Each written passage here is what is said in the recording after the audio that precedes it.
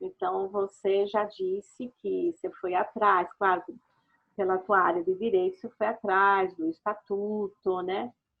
É, mas, assim, para quem, né, Orivaldo, né, tirou, não conhecia nada, né? Eu fui aprender na prática.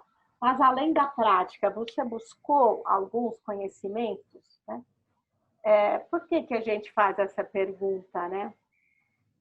É, porque você mesmo falou, né? Eu não sei qual é o velho, essa é uma questão que a gente sempre faz. Quem é o velho que habita dentro de nós, né? Então, por exemplo, o velho, né? Muitas vezes, aquele velho que habita dentro de nós é aquele que a gente nega, né?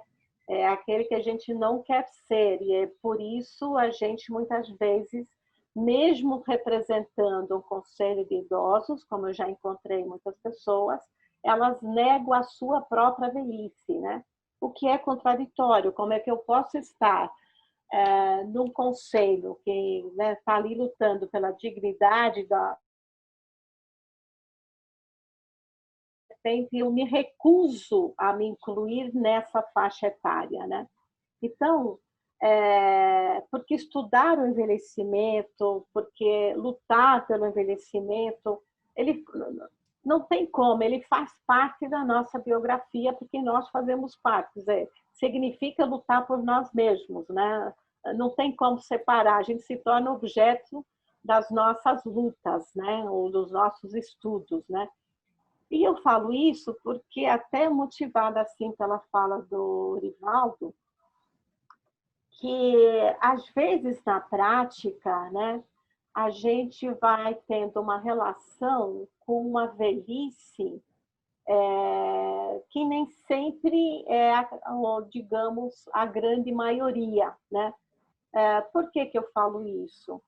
Porque entre as pessoas que envelhecem, 80% do total das pessoas que envelhecem, é, 80%, mesmo com diabetes, hipertensão, colesterol, um monte de, né, doenças crônicas, né, que a gente vai adquirindo ao longo da vida, a gente tem uma vida independente, a gente leva a vida, né, como diz a população, a gente vai levando.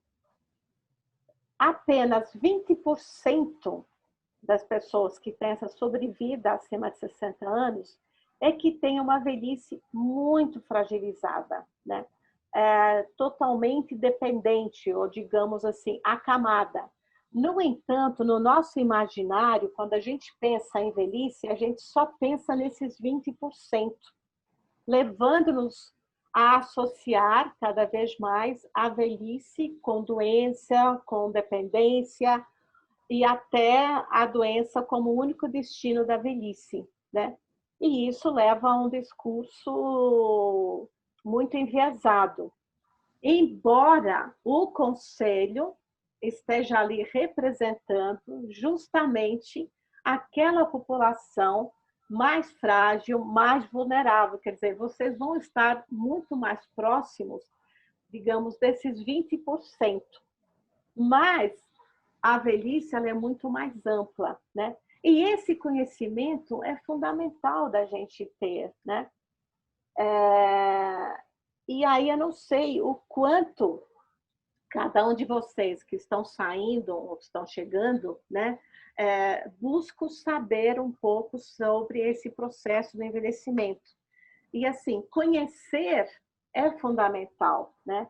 Porque aí eu posso lidar melhor com o meu próprio envelhecer e com o envelhecer daqueles que estão no meu entorno.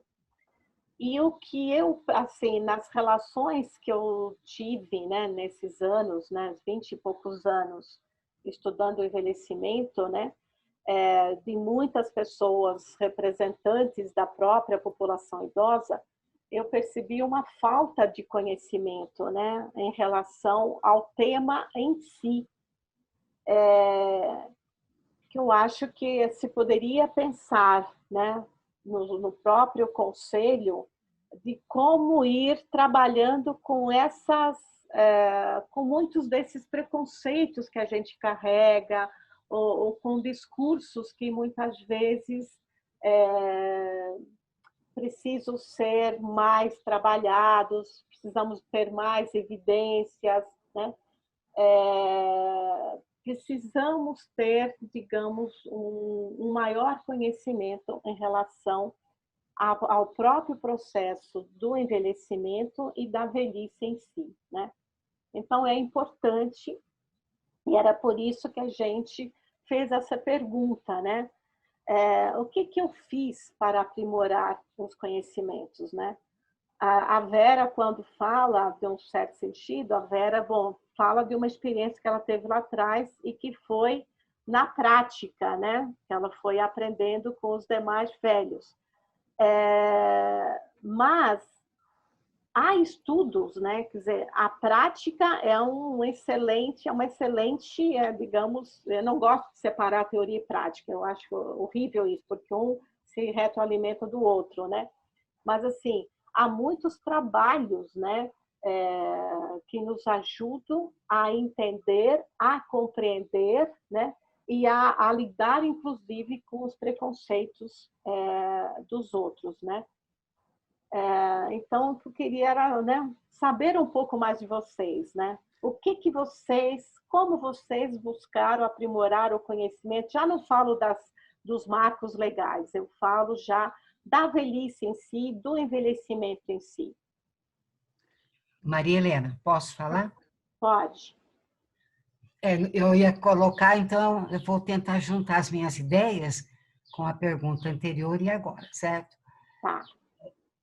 Como eu já tinha colocado há muitos anos, né, eu estou, sabe, nesse trabalho de estudo, sabe, de construção, de participação, sempre na questão da pessoa idosa.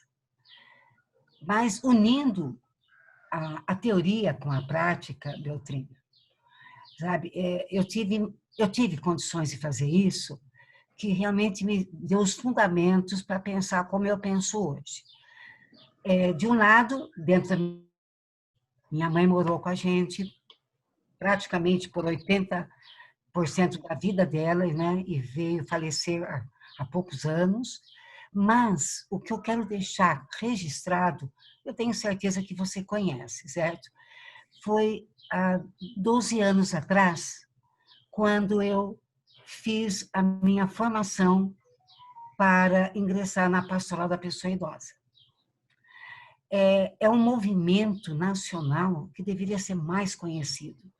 Por quê? Veja bem, o nosso trabalho, nós temos uma formação e, pois, sabe, constantemente a gente vai, sabe, se atualizando, né? E atualmente pelos meios virtuais, né? Antes eram sempre reuniões presenciais que nós tínhamos.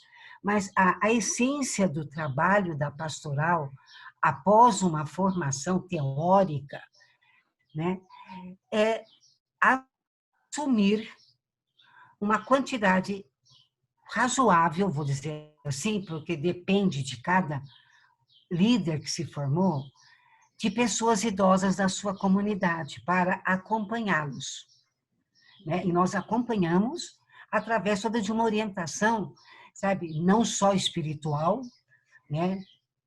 E quando eu digo espiritual, em qualquer, sabe, em qualquer amplitude, mas também com uma orientação mais técnica, mas principalmente na conversa.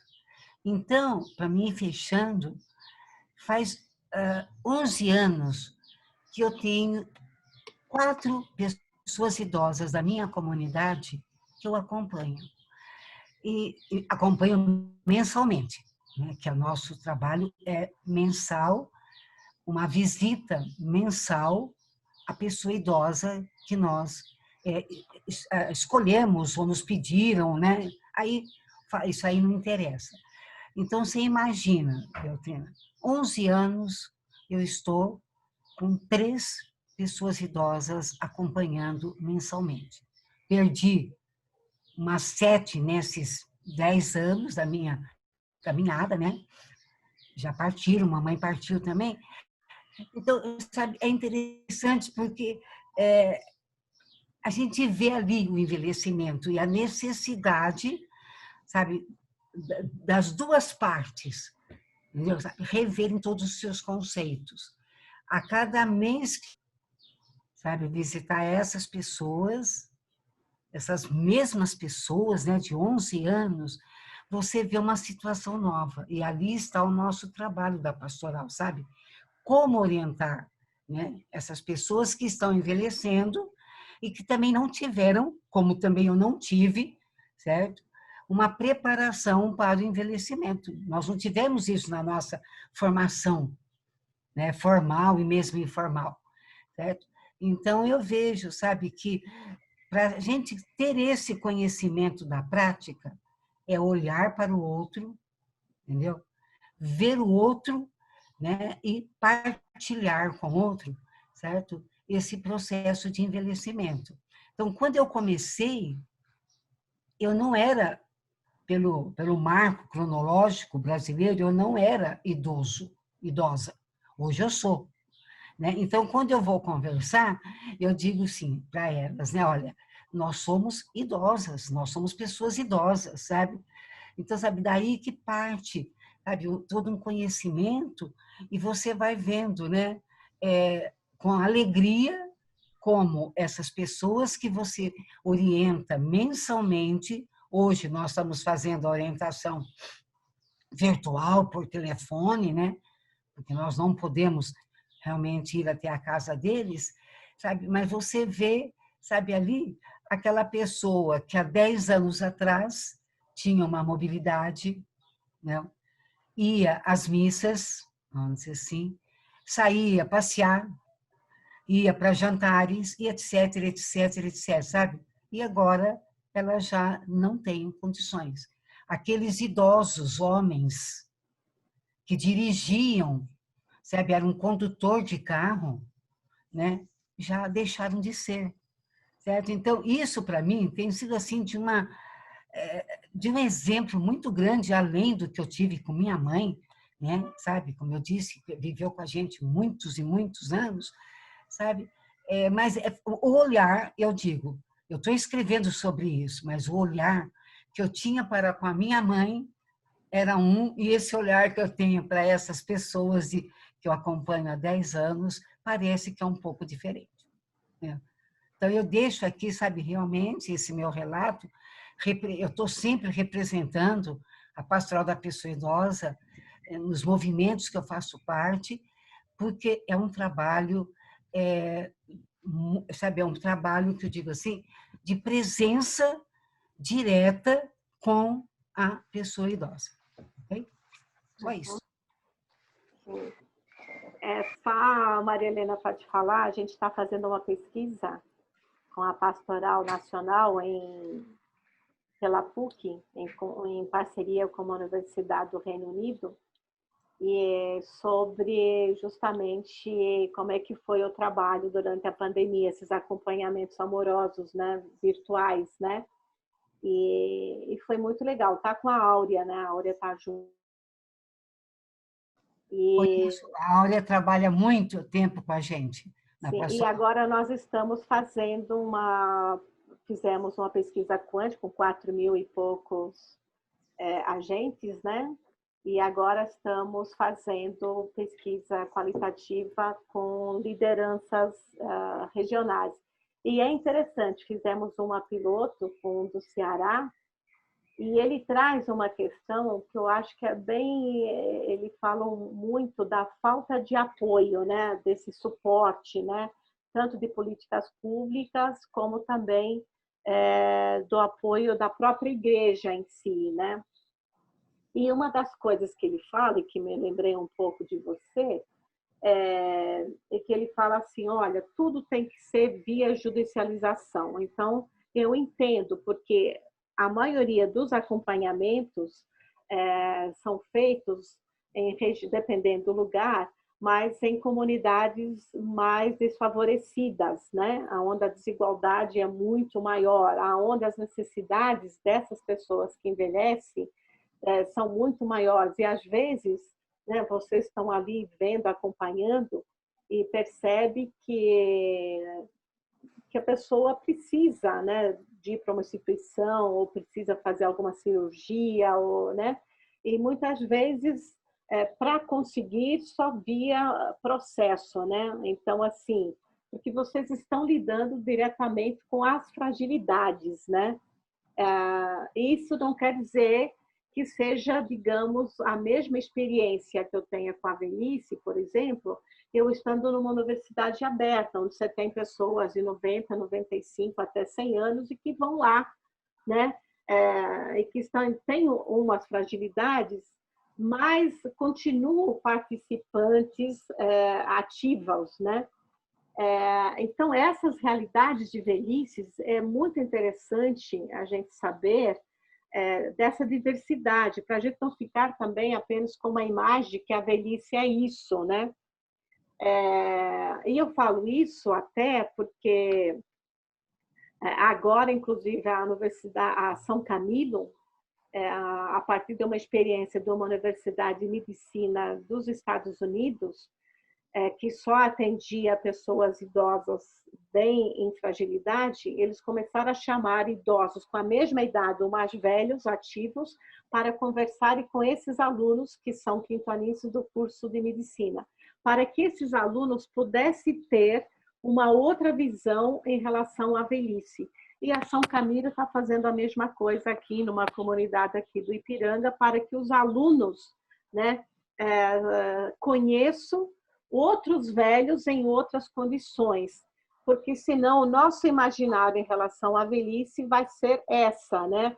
Ou que vai ficar deprimido, ou numa total fragilidade, e que, né? E não é bem assim. Então, é um pouco disso que eu estou falando, sabe? Da gente ampliar, nesse aprimoramento em relação ao processo de envelhecimento, a gente ter a noção dessa diversidade, mas sabendo claramente que o nosso papel estará sempre voltado para aquelas velhices, né, com menos possibilidade de ter uma dignidade. Então, a gente vai estar ali nessa luta, porque esse é o nosso compromisso, né? Mas conhecendo de antemão que a velhice é muito mais ampla. Eu acho que é nesse sentido, quando a gente fala em relação a esse aprimoramento, tá? A Valquíria está aqui. Eu ia falar, a Valquíria está participando no chat, eu não sei se ela quer falar ou ela quer deixar por escrito mesmo, né? Sobre a experiência dela.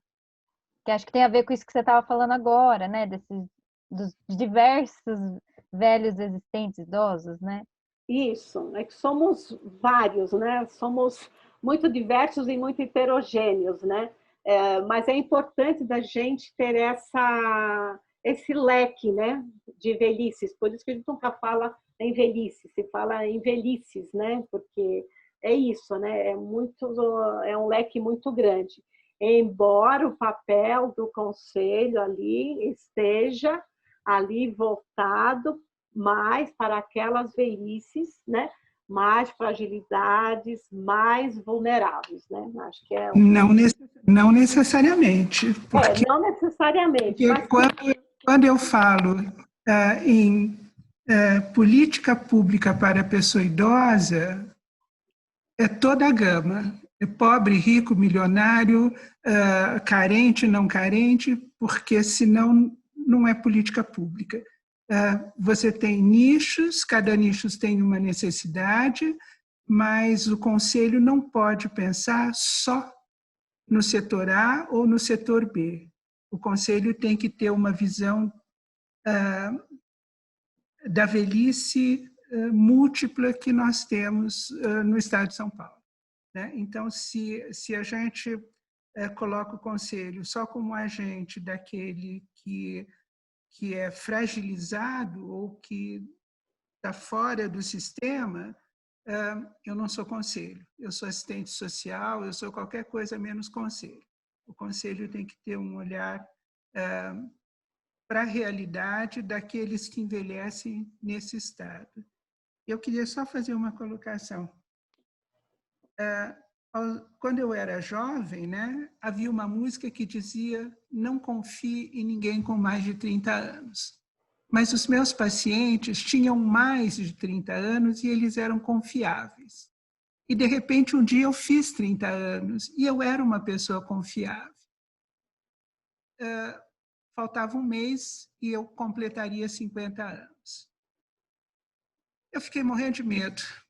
Quais são as doenças que eu vou ter, o que vai me acontecer, a minha cabeça vai funcionar, como é que eu vou ficar dependente de quem? Foi um horror, um mês, e isso eu externalizei para todo mundo. Para todo mundo eu falava, eu estou morrendo de medo, está faltando poucos dias e eu faço 50 anos. Eu fiz 50 anos, não aconteceu nada. De repente, eu cheguei nos 60. E uma amiga me ligou e falou, Vera, adiantou você ter tido um piripaque quando você fez 50 anos? Olha aí, você chegou nos 60. Eu falei, o problema é que eu não tenho bolinha de cristal. E não sabia como é que ia ser o amanhã. Daí eu voltei para o Brasil. Voltei para o Brasil e descobri que eu era velha. Porque na Alemanha, o velho é depois dos 70. Eu não havia chegado aos 70. E aqui eu já era velha. E só descobri porque eu fui ser presidente da Câmara do Idoso. Eu fui numa reunião e virei presidente da Câmara do Idoso no meu município.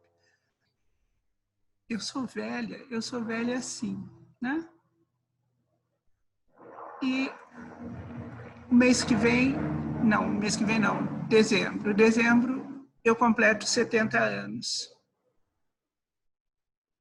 A minha cabeça ainda está funcionando, eu continuo falando muito, eu não aceito qualquer coisa, então percebo que envelhecer não muda a sua estrutura. Então, a gente precisa ver que o outro também não muda a estrutura dele. Ele vai solidificando algumas coisas, ele pode estar aberto para receber coisas novas, mas a base dele está formada. A base dele continua. Então, eu hoje sou uma mulher de 70 anos e reconheço o meu envelhecer. E a minha caminhada me fez chegar bem hoje. E nesse momento vejo assim, cada dia é um ganho. Eu não sei quanto tempo eu vou viver, não importa, eu tenho que viver hoje. E eu acho que essa é uma das coisas básicas para a gente envelhecer bem. Não importa quantos anos eu vou viver, importa como é que eu vou viver. E o quanto eu consigo administrar este meu envelhecer. Pode ser só para hoje, não faz mal. Amanhã eu não estou aqui, tudo bem. Mas hoje eu estou e hoje eu tenho que viver e viver bem e ser feliz. Muito bem, Vera. Eu lembro de uma fala da nossa uma querida professora que fundou a pós em serviço social na PUC, depois fundou a gerontologia, a Suzana Medeiros, hoje bem frágil, está numa instituição, né? E ela sempre era chamada para abrir os eventos, né? Ou fechar os eventos. Ela falava que ela era uma tampa, né? Ou ela abria ou ela fechava, né? E num desses eventos, sempre quando era de envelhecimento e tinha médico, sempre médico fala primeiro, né? E aí, foi num desses eventos, o médico falou, não, porque a partir dos 60 anos tem isso, tem aquilo, tal, um monte de, né? E ela já com a sua BH, ela já tinha seus 70 e poucos anos, sobe toda elegantemente e tal. Ele fala, olha, acho que ela estava com quase 80 anos na época. Ela fala, olha, ainda bem que tudo isso que ele falou não acontece de uma hora para outra, tá, gente? Eu tô com 80 anos e tô aqui. Aí todo mundo, oh, que alívio, né? Quer dizer, né, Vera? A vida continua, né, Vera? A gente vai, a vida continua, né? É isso, né? Então, estamos aqui para falar. A velhice quer dizer que a gente está aí vivendo, né? E que a vida continua, né?